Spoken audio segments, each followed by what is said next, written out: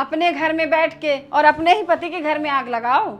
और खुशी, मैं ना तब से तुम्हारी मम्मी की ही बात कर रहा था। मेरी मम्मी नहीं आने वाली थी, तुम्हारी मम्मी आने वाली थी। और देखिए ना, अपनी बेटी के संस्कार, आज मैं अगर अपनी फैमिली से अलग हूं ना, तो सिर्फ आपकी बेटी की वजह से।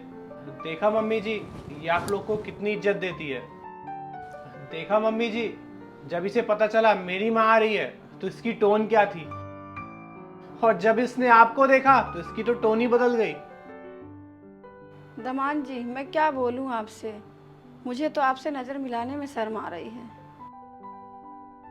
अपनी बेटी की तरफ से मैं आपसे माफी मांगती हूँ। मम्मी जी प्लीज आप ऐसे हाथ मत जोड़िए, मैं भी मजबूर था, मेरे पास और कोई चारा नहीं था। मुझे ना इसकी सच्चाई आपको दिखाना था, बस इसीलिए मजबूरी में आपको मुझे बुलाना पड़ा। मम्मी जी, मैंने इसे समझा समझा के थक गया, अब आप ही इसे समझा सकती हैं। हम एक ही परिवार हैं, मिलजुल के रहते हैं, लेकिन ये बात इसके समझ में नहीं आ रही है। आज मैं इतना कामयाब हूँ, लेकिन फिर भी मैं अपने परिवार से अलग रहता हूँ। इसका कारण ना सिर्फ और सिर्फ खुशी है। असली बात तो ये है माँ जी कि ये रहना ही नहीं चाहती उनके साथ। अगर आपकी औलाद आपके साथ ऐसा करे तो आपको कैसा लगेगा? सही तो कह रहे हैं दामाद जी, जो जैसा करता है वैसा भरता है, और समय का पहिया चलता रहता है।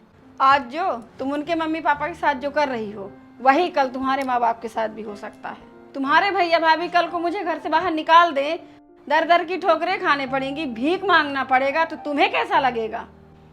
नहीं मम्मी, भाभी ऐसा नहीं करेंगी, मुझे उन पे पूरा यकीन है। वो आपसे बहुत प्यार करती हैं।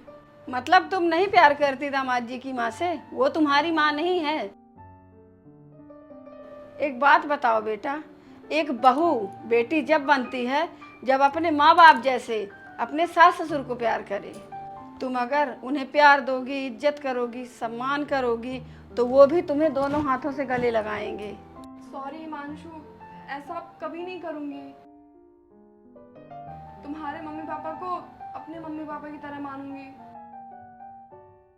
आई प्रॉमिस, मैं आगे से उनसे कभी बदतमीजी से बात नहीं करूँगी। समझ आ गया है कि परिवार क्या होता है, चाहे आपके माता पिता हो या मेरे माता पिता हो। मैं आगे से ऐसा कभी नहीं करूँगी। आप प्लीज़ मुझे माफ़ कर दीजिए। खुशी, इसलिए तो मैंने तुम्हें समझाया है, और माफ़ी मांगने की कोई ज़रूरत नहीं है। मेरे माँ बाप हैं, थोड़ा उनको रिस्पेक्ट दिया करो। और जिस घर में माँ बाप का साया होता है ना, उस घर में खुशियाँ बनी रहती हैं। और खुशी, तुम्हें कौन सा नया शौक चढ़ गया है वो आजकल की लड़कियों वाला?